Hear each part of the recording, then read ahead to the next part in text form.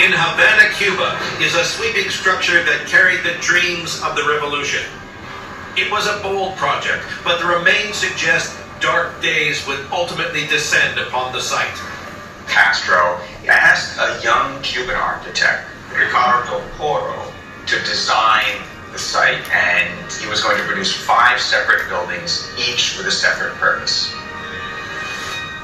This is Cuba's National School of Art, a series of ambitious structures designed to nurture excellence in ballet, modern dance, visual arts, music, and drama.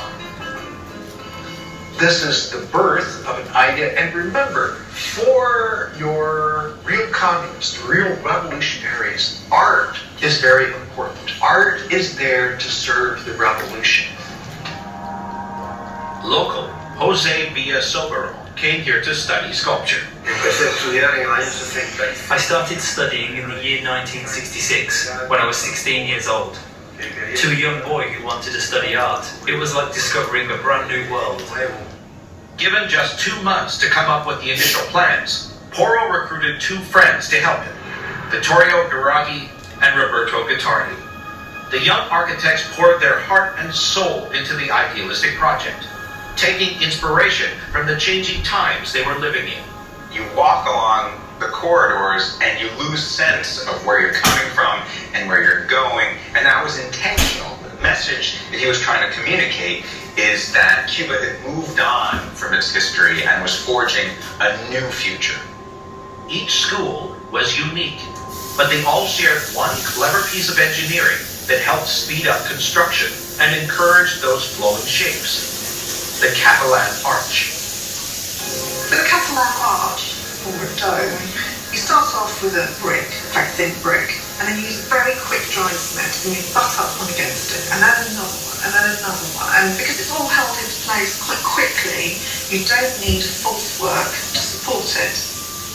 After only 1 year of construction, and before all the buildings were complete, the school's doors were opened. The students arrived while the whole place was a building site and had lessons in the clubhouse and around in the grounds. There was a real family feel, there was a real buzz about the place. Students would play music to help the workers in their task, and there was a real atmosphere of hope and excitement about the future. It's like a huge stimulus for imagination. It creates a magical environment for work. But the idealistic campus, built on the dream of the revolution, would soon turn into a nightmare. Soviet influence in the country was growing, and a deadly storm was brewing. The Americans see in Castro's friendliness to the Soviet Union a direct threat to the United States. In 1962, the world will come close to nuclear war with the Cuban Missile Crisis. After the Cuban Missile Crisis, the country was forced to start prioritizing defense over other considerations. And suddenly this grand project faced a cash flow problem. And as the Cuban leadership moved closer to the USSR, the country began to favor utilitarian Soviet-style architecture.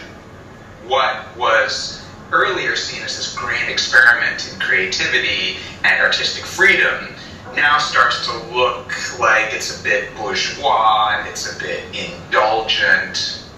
Before long, construction was stopped and the school closed down. The builders pulled off site, the architects let go, and the schools are just left as they stand on that day. The ballet school still hasn't even got its floor in it. But for the people that designed the School of Arts, a graver fate lay in store. Cast as bourgeois enemies of the state, the Ministry of Construction led a campaign to destroy their reputations.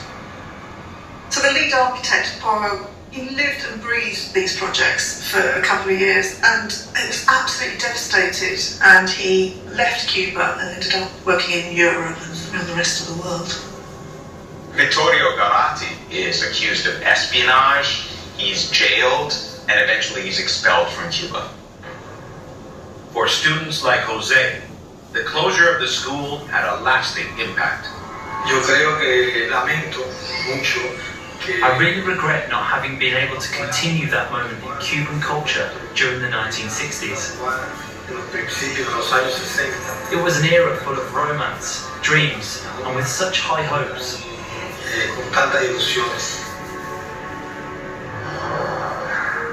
Today, the school is experiencing an unexpected renaissance, with the ambitious architecture finally being given the credit it deserved.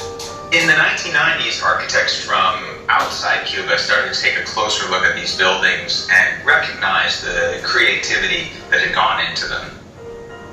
The future does look optimistic, and although never finished, it looks finally like funding might be available from Europe to complete the job.